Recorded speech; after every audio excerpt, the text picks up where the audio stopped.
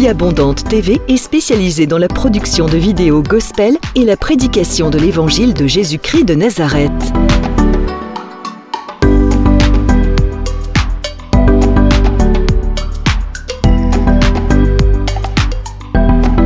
N'hésitez pas à vous abonner à notre chaîne YouTube Vie Abondante TV et sur notre page Facebook.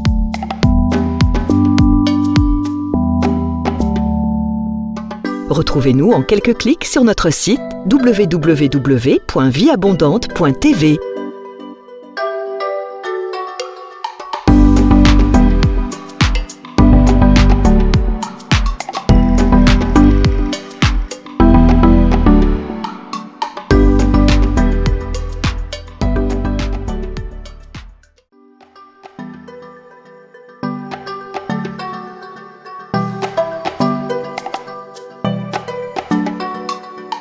Vie Abondante TV est spécialisée dans la production de vidéos gospel et la prédication de l'évangile de Jésus-Christ de Nazareth.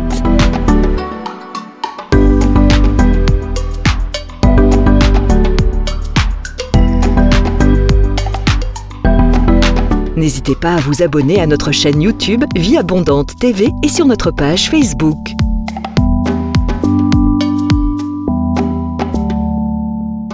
Retrouvez-nous en quelques clics sur notre site www.vieabondante.tv.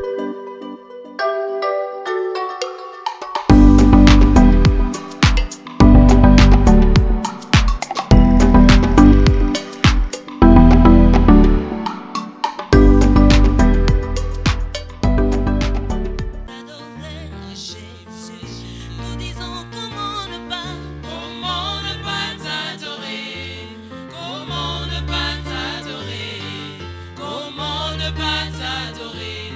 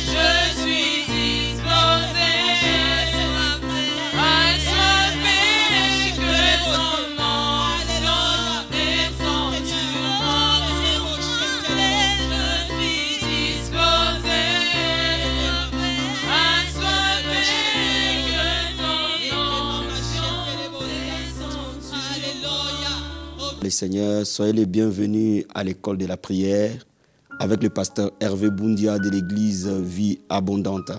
Je vous salue tous au nom du Seigneur Jésus-Christ, vous tous qui nous suivez à travers le monde, dans cette école de la prière, soyez le bienvenu. Bien-aimés, le thème de ce soir, comment prier pour la restauration totale de ta vie. Comment prier pour la restauration totale de ta vie. Mais avant cela, comme d'habitude, nous allons nous recommander entre les mains du Seigneur. Bien-aimés, prenez la position qui vous convient. Si vous pouvez vous mettre à genoux ou vous levez, juste levez les mains, nous allons prier ensemble et nous approcher du trône de Dieu très haut. Père, nous te disons un grand merci. Seigneur, merci pour ces privilèges que tu nous donnes. Merci pour cette grâce particulière que tu nous accordes, Père, de nous unir avec les hommes et les femmes et d'approfondir la prière. Père, je prie pour tout un chacun qui me suit à ce moment. Père, laisse que ton esprit de prière le touche. Laisse que les prières que nous allons faire en cellule soient des prières qui produisent des miracles. Laisse que ces vies soient transformées, Seigneur, au travers de la connaissance de ta parole, au travers de la prière. Père, je prie pour tout un chacun qui s'unit avec moi dans la prière cet après-midi, que ta main soit sur lui, que son esprit soit ouvert, que l'onction de Dieu coule à ce moment, que ta présence le touche et que l'esprit de prière se pose sur lui. Au nom de Jésus de Nazareth. Père, tu connais les désirs profonds de son cœur. Tu connais ce à quoi il prie. Père, que tu l'exauces, Père. Au nom de Jésus de Nazareth. La Bible dit, ma maison sera appelée une maison de prière. Que ton église, qui est le corps de Christ, soit une maison de prière. Que ta vie soit une maison de prière. Au nom de Jésus de Nazareth. Père, merci pour ta parole. Merci pour ta grâce. Merci, Seigneur. Au nom de Jésus. Conduis-nous, Père. Saint-Esprit, parle par nos paroles. Parle au travers de nous. Seigneur, touche une vie. Restaure quelqu'un. Au nom de Jésus-Christ. Nous prions, nous croyons, nous recevons. Au nom de Jésus-Christ. Amen. Donc, bien-aimés dans le Seigneur, nous allons parler de comment prier pour la restauration totale dans ta vie.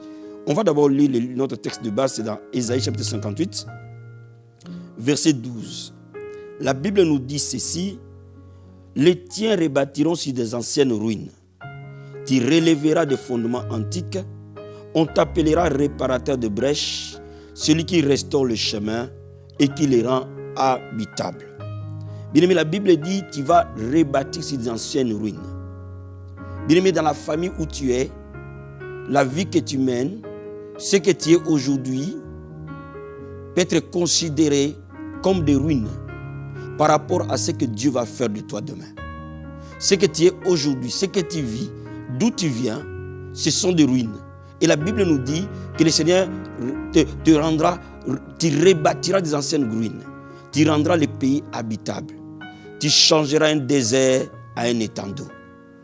En d'autres termes, comment peux-tu changer le désert de ta vie, le désert de ta famille, le désert de ton ministère, le désert de ta nation et faire de ça un jardin?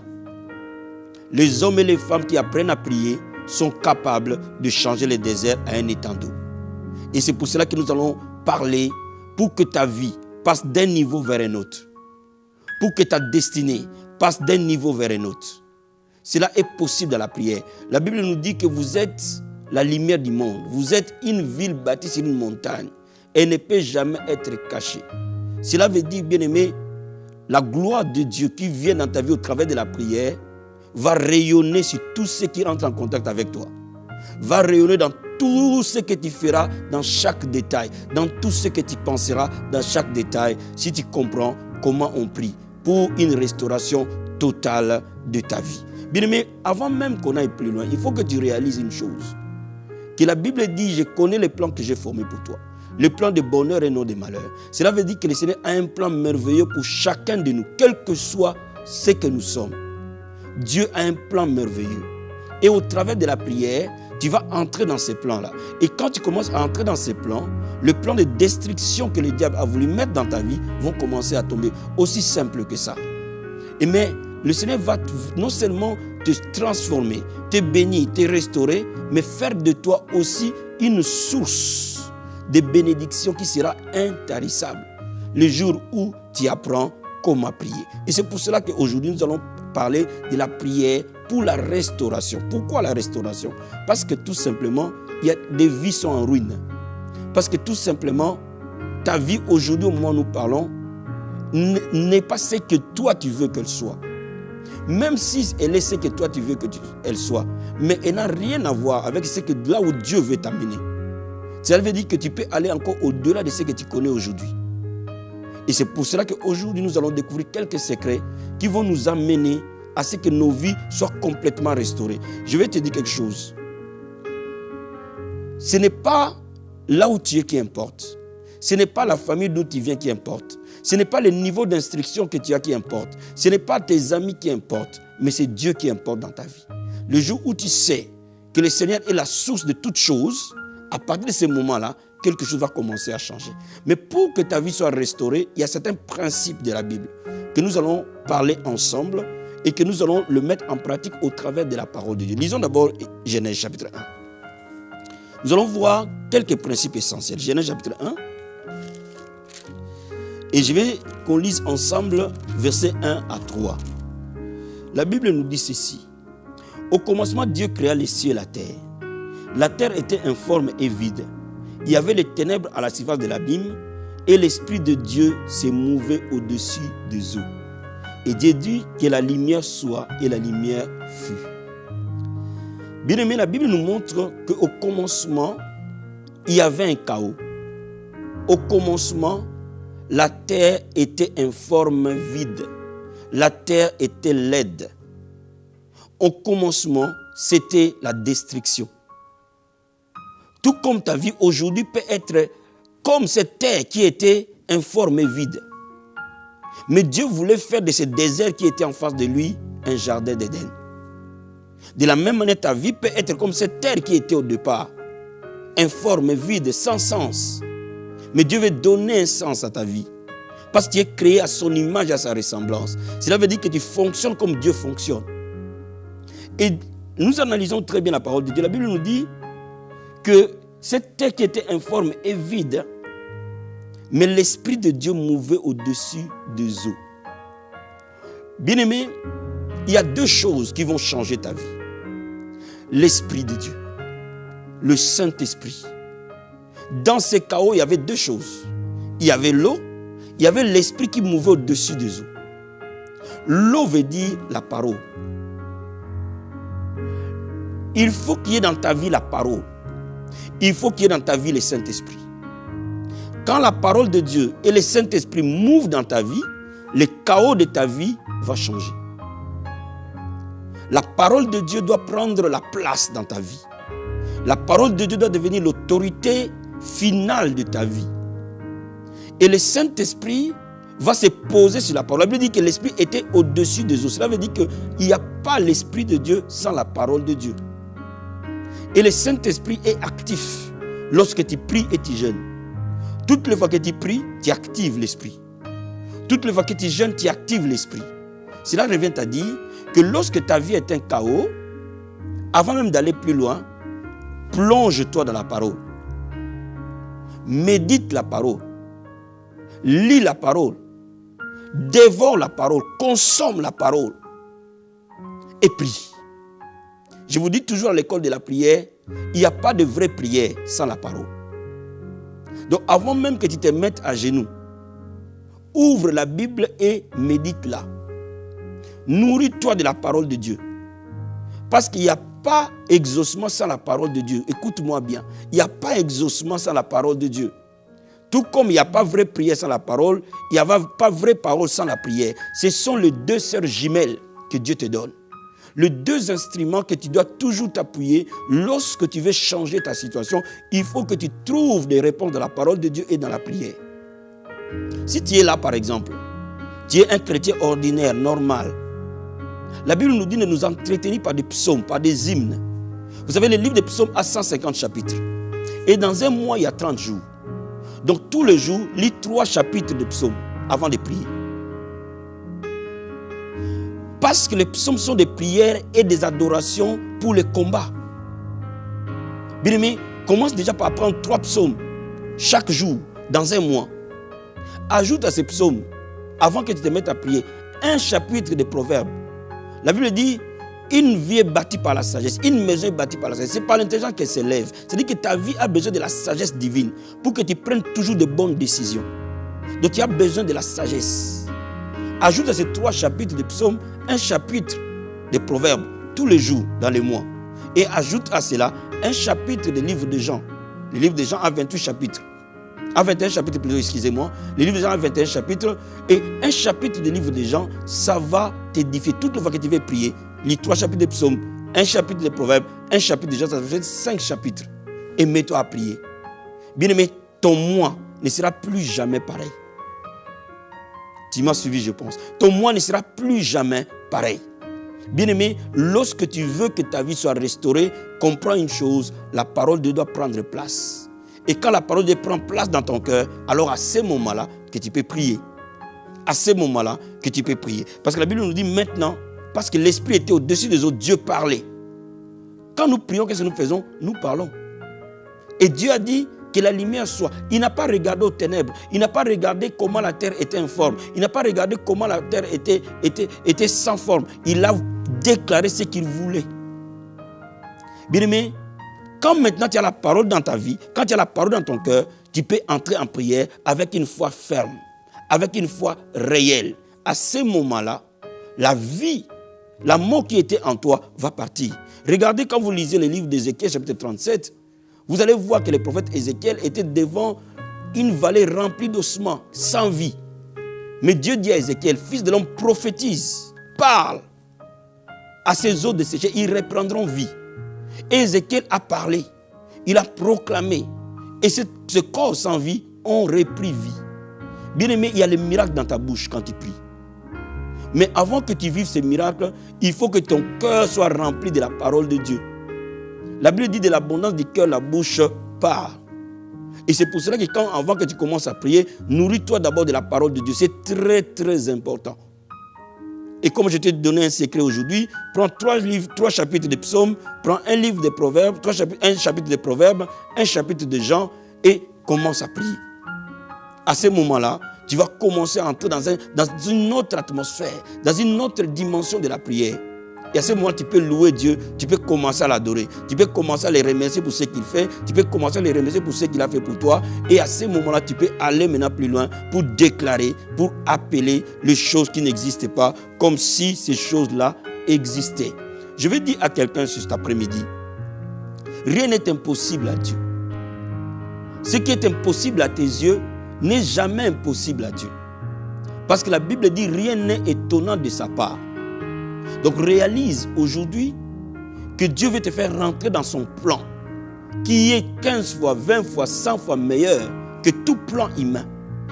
Mais il faut seulement que tu comprennes, quand tu es en train de me suivre aujourd'hui, que c'est aujourd'hui que ta vie va commencer à changer, pas demain. Quand les gens vont voir le changement dans ta vie, le changement a déjà été là.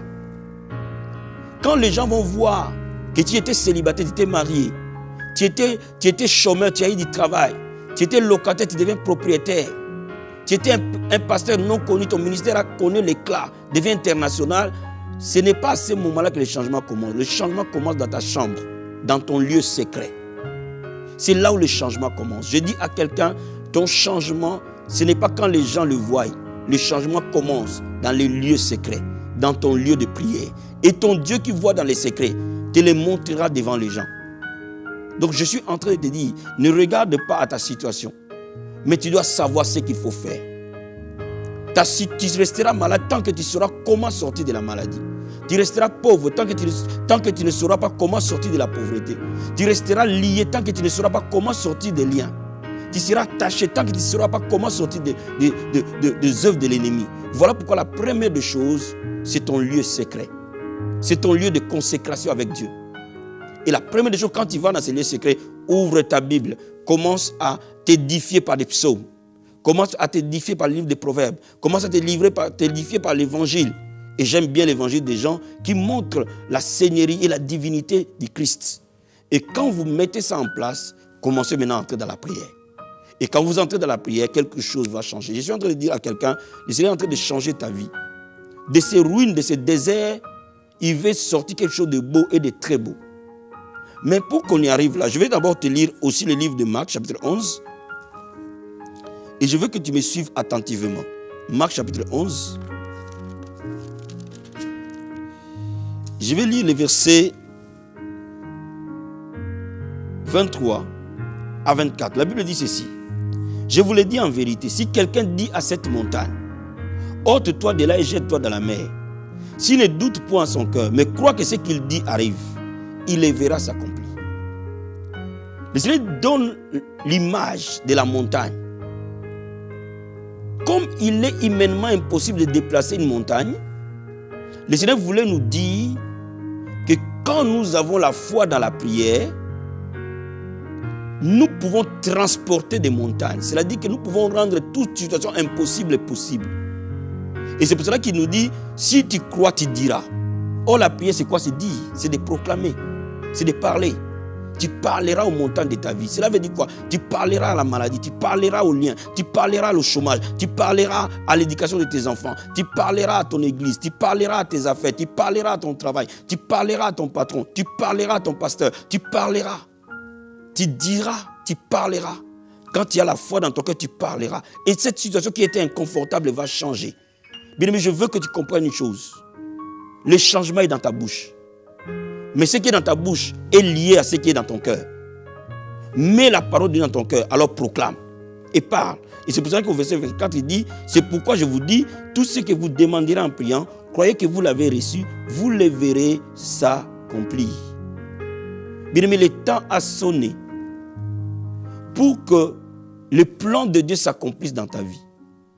Le temps a sonné pour que la gloire de Dieu s'accomplisse dans ta vie. Le temps a sonné pour que tes prières deviennent très très puissantes et qu'elles changent toute situation. Mais là-dedans, je vais rajouter 2 autres principes essentiels. Pour que tu vois les changements, comme je te l'ai dit, il faut que tu prennes la parole de Dieu, que tu crois à cette parole, que tu les mettes dans ton cœur et que tu parles. Il faut aussi qu'après avoir prié, que tu obéisses à la parole que tu as entendue. À la parole de Dieu. Quand tu entends la parole de Dieu à l'église, quand tu entends la parole de Dieu sur les médias, quand tu entends la parole de Dieu par ta lecture personnelle, par la méditation, tu dois pratiquer cette parole. Beaucoup d'enfants de Dieu, leur vie ne change pas parce que beaucoup d'enfants de Dieu sont devenus rebelles et désobéissants. Bien-aimé, sors de la rébellion, sors de la désobéissance. Tu dois obéir à Dieu. Tu dois marcher dans la crainte de Dieu. C'est capital pour que ta vie change. Bien, mais si tu es en train de me suivre, ne sois pas un chrétien qui vit dans les compromis. Aujourd'hui, beaucoup de chrétiens vivent dans les compromis. Ils remplissent les églises les dimanches. Mais dès le dimanche soir, ils font exactement l'inverse de ce qu'ils apprennent. On ne se moque pas de Dieu, frère.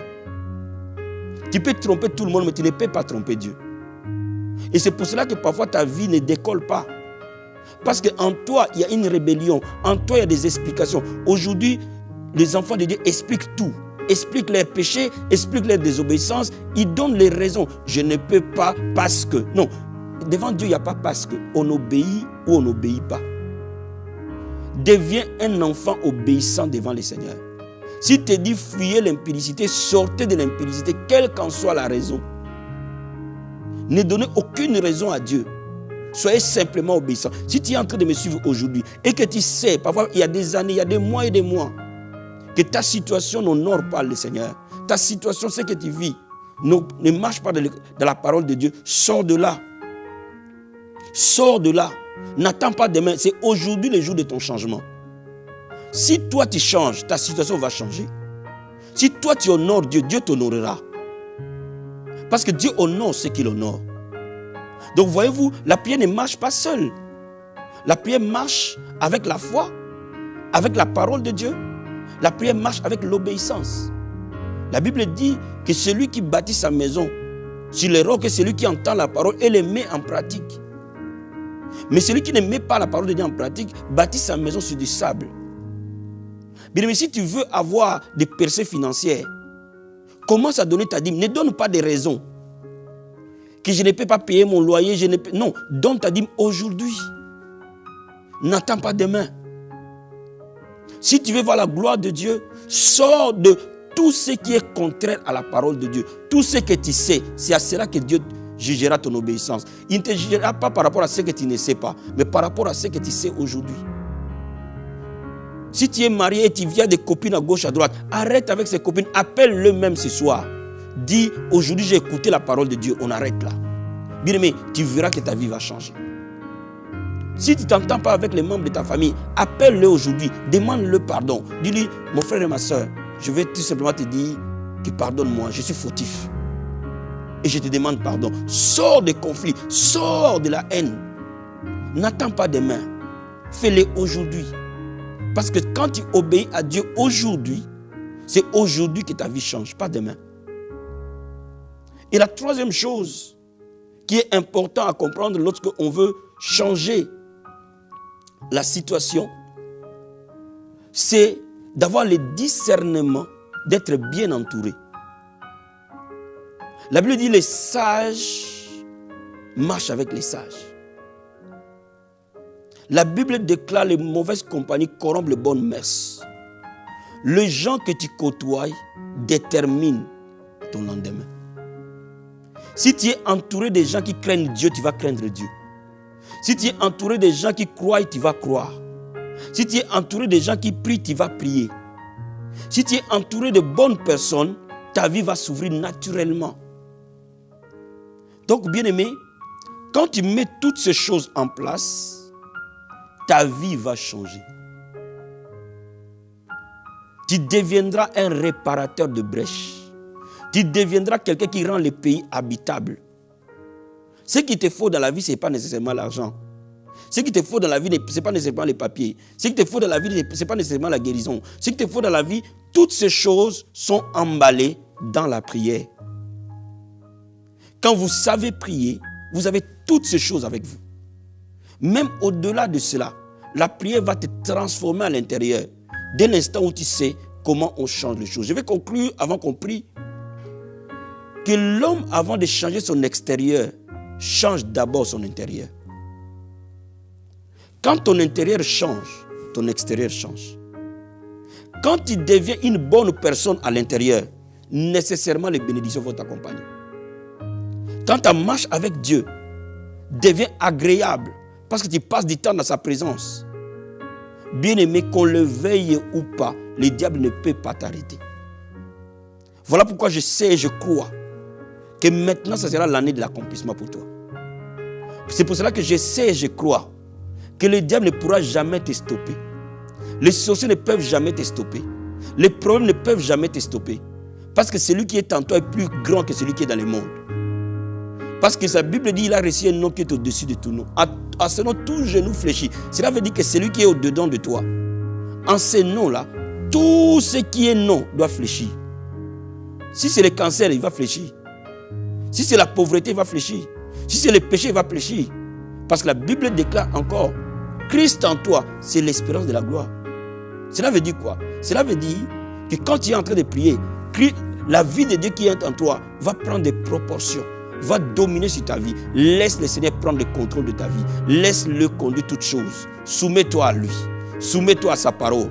Soumets-toi et tu verras la gloire de Dieu. Bien-aimé, là où tu es, nous allons maintenant prier ensemble. Et je crois fermement que le Seigneur va te toucher profondément. Je crois fermement que le Seigneur va te visiter. Lève les mains là où tu es et commence à lui dire merci. Père, nous disons merci Seigneur. Merci infiniment au Père. Parce que la Bible dit, ta parole est une lampe à nos pieds, une lumière sur notre sentier. Merci pour ta parole Père. Merci pour ta parole qui est la nourriture de notre esprit Papa. Merci pour ta parole qui nous transforme, qui nous change. Merci Seigneur. Merci au Père. Merci parce que nous savons qu'il y a un plan de bonheur et non de malheur pour nous. Pour mon frère et ma soeur pour qui je suis en train de prier, il y a un plan de bonheur et non de malheur. Père, je déclare sur cette personne qui me suit à ce moment que c'est ton année de l'accomplissement au nom de Jésus de Nazareth. Je déclare sur toi parce que la Bible dit, le souverain sacrificateur bénira le peuple de ma part. La Bible déclare, je confirme la parole de mon serviteur. J'exécute ce que prédisent mes envoyés. Bien-aimé, je déclare sur toi Que cette maladie te quitte au nom de Jésus-Christ de Nazareth. Je déclare sur toi que ta vie chrétienne devient une vie d'excellence. Dans le nom de Jésus de Nazareth. Tu sors du péché. Tu sors des compromis. Tu sors du mal. Dans le nom de Jésus de Nazareth. Je déclare sur toi que ta lumière brille. Et les païens le voient. Et que tu marches de gloire en gloire. Ta position change. Au nom de Jésus-Christ de Nazareth. Mon bien-aimé, je te bénis de la part du Seigneur. Que tu vois la gloire de Dieu cette année. Que tu vois le changement de Dieu cette année. Tout ce qui était mort en toi, je déclare comme Ézéchiel, ils reprennent vie au nom de Jésus-Christ. Tout ce qui était des ruines sont rebâtis dans le nom de Jésus-Christ. Si ton mariage était une ruine, est rebâti aujourd'hui au nom de Jésus-Christ. Si ta maison était une ruine, je déclare qu'elle est rebâtie aujourd'hui au nom de Jésus-Christ. Si ta vie était une ruine, je déclare qu'elle donne gloire à Dieu au nom de Jésus-Christ. Les païens verront la gloire de Dieu sur toi. Au nom puissant et glorieux de Jésus-Christ de Nazareth. Va plus loin. Que mon Dieu t'élève. Que mon Dieu t'amène plus haut. Dans le nom de Jésus de Nazareth. Merci Seigneur. Merci Père. Bien-aimé, tu es béni de la part du Seigneur. Au nom de Jésus-Christ de Nazareth. Sois béni, sois béni, sois béni. Votre humble serviteur, le pasteur Hervé Boundia, de l'église Vie Abondante.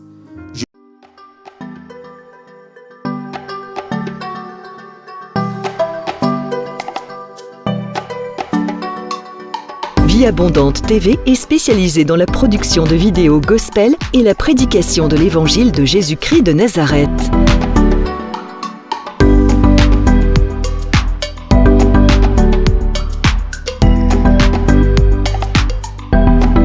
N'hésitez pas à vous abonner à notre chaîne YouTube Vie Abondante TV et sur notre page Facebook.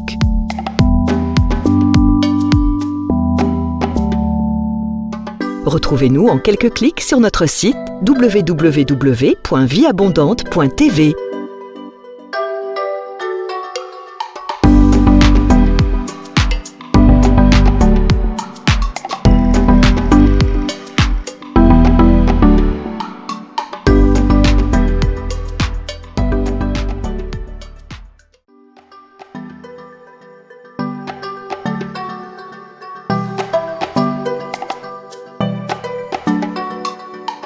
Vie Abondante TV est spécialisée dans la production de vidéos gospel et la prédication de l'évangile de Jésus-Christ de Nazareth.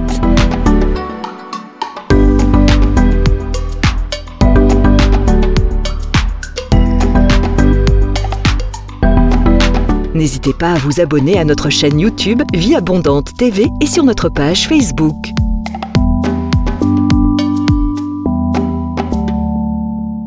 Retrouvez-nous en quelques clics sur notre site www.vieabondante.tv.